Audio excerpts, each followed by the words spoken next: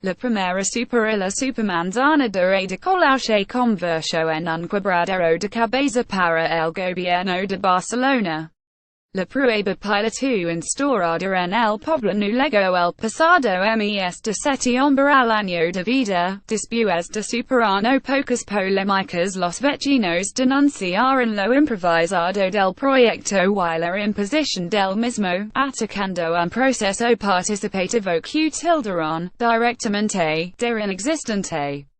Incluso plantearon una consulta no vinculante para revocar la acción urbanística. El Ejecutivo de Barcelona, lejos de renunciar al proyecto, y con la lección asegurada aprendida, decidió expandir las supermanzanas.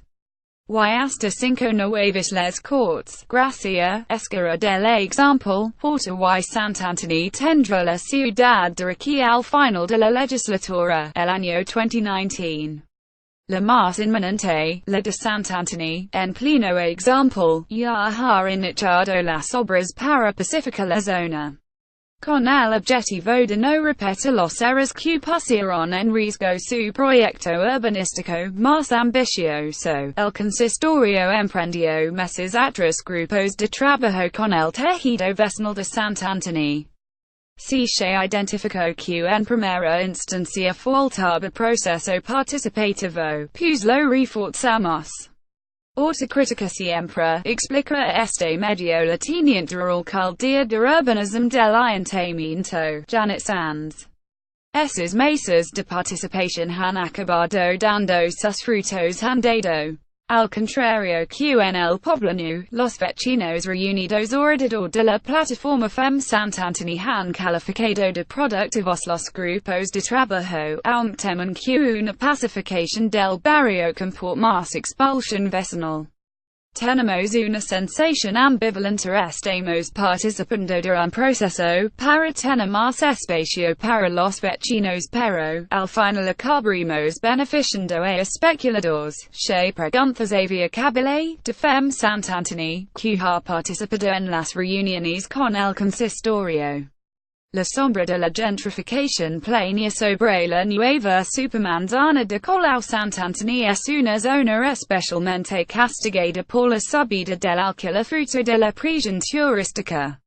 Por ello el ayuntamiento de Barcelona hizo suyo el miedo de los vecinos y suspendió las licencias comerciales de la zona por un año. Ahora ha prometido un nuevo plan de usos que preserve la actividad local de un barrio que ya es foco de atracción turística y que sufre de monocultivo hostelero. FEM Sant'Antoni comparte la solución pero lamenta que esta pueda llegar tarde. Primero pacificación, y luego expulsión. Sant'Antoni es un caramelo al lado del raval pero con una estructura urbanística próxima a la del ejemplo. La zona alrededor del famoso mercado hasta ahora en obras se ha convertido en lugar concurrido por los turistas, por sus alojamientos y sus bares. Bien lo sabe el sindicato de inquilinos, pues la zona ha experimentado un incremento de precios de la renta alarmante.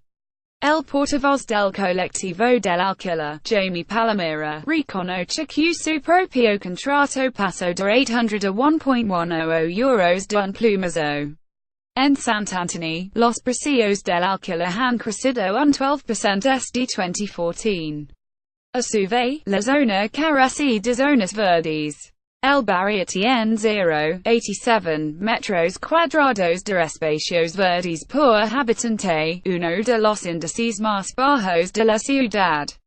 La ilusión por mejorar el espacio gracias a la supermanzana convive entre los vecinos con el miedo a que, finalmente, quienes disfruten de dichos beneficios son los turistas. La obra en Sant'Antoni será importante, pues implicará casi 40 manzanas de casas. La principal actuación se esperará en las calles de Tamarit y Comte-Borrell. La estrategia en estas vías consistirá en la implantación de un modelo de plataforma única, en el que automóviles y bicicletas compartirán espacio se limitará la velocidad del tráfico rodado y se dará prioridad a los itinerarios peatonales. El proyecto mantendrá liberada un área de 5 metros ante las fachadas de los edificios para promover la reparación de espacios con vegetación y áreas de estancia. El problema de cualquier pacificación en el centro de la ciudad es que subió el precio de la vivienda.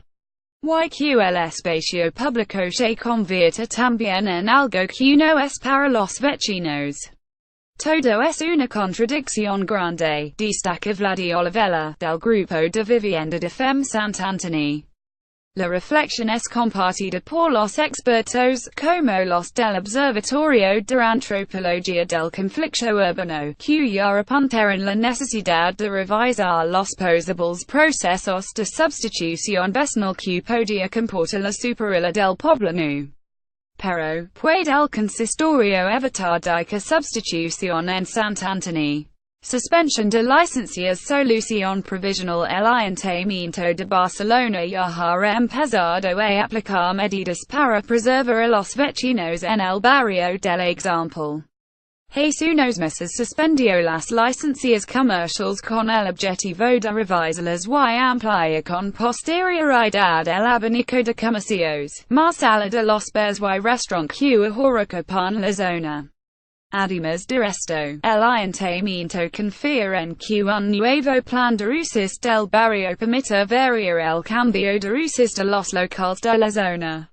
Para los vecinos, dicho plan llega con demora. Las moratorias no son definitivas, son soluciones provisionales, y que el plan de usos se juega con el mercado prácticamente inaugurado, hacia la primavera de 2018.